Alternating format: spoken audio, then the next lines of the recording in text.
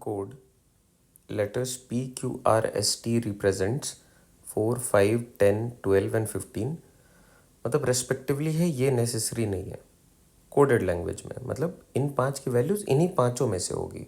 Okay, it is not known which letter represent which letter, वही बात है.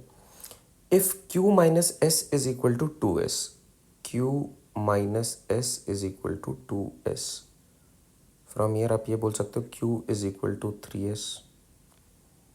ठीक है. अच्छा, अगर ऐसा है आपके पास P Q R S T के लिए क्या क्या वैल्यूज़ हैं, 4, 5, 10, 12 और 15. आप देखो किसका आप 3 टाइम्स करोगे कि क्यू बन जाए. सो 3 इंटू 4 इज़ 12. सो एस की वैल्यू यहाँ पे 4 हो सकती है और उस केस में क्यू की वैल्यू हो सकती है 12. 3 इंटू 5 करोगे होगा 15, ये भी हो सकता है. तो एस की वैल्यू 5 भी रख सकते हो आप, उस केस में क्यू की वैल्यू 15 होगी. कुछ और हो सकता है क्या, 3 इंटू 10 इज़ 30 और क्यू की वैल्यू 30 हो ही नहीं सकती. तो सिर्फ ये दो पॉसिबल वैल्यूज़ हैं एस के लिए और रिस्पेक्टिवली क्यू के लिए. ऑल राइट, कुछ और चेक करते हैं क्या गिवन है. बोला जा रहा है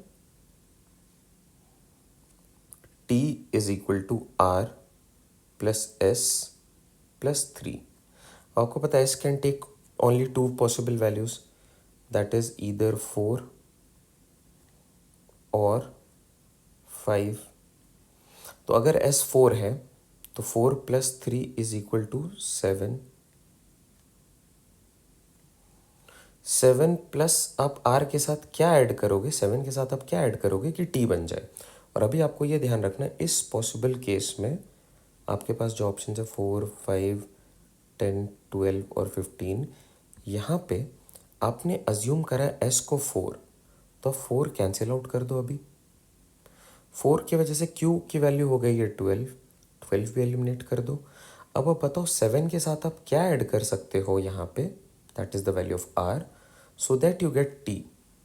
और ये इन्हीं दोनों में से, इन तीन में से ही कुछ होना चाहिए. 7 प्लस 5 इज़ 12, 12 है नहीं यहाँ पे. 7 प्लस 10 इज़ 17, हो ही नहीं सकता.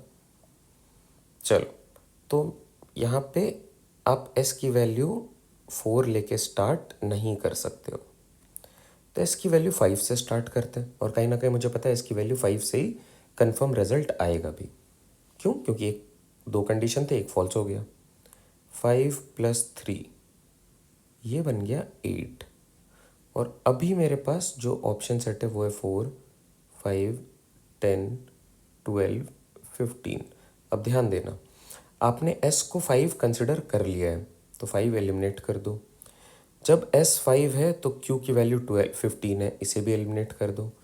अब आप देखो आर के जगह पे आप क्या प्लेस कर सकते हो सो that you get a T. तो 8 इनका समेशन प्लस अगर आप 4 करते हो तो यू गेट 12, और ये पॉसिबल है. तो आप अगर यहाँ पे 4 रखते हो which is the value for R, उस केस में टी की वैल्यू बन जाएगी 12.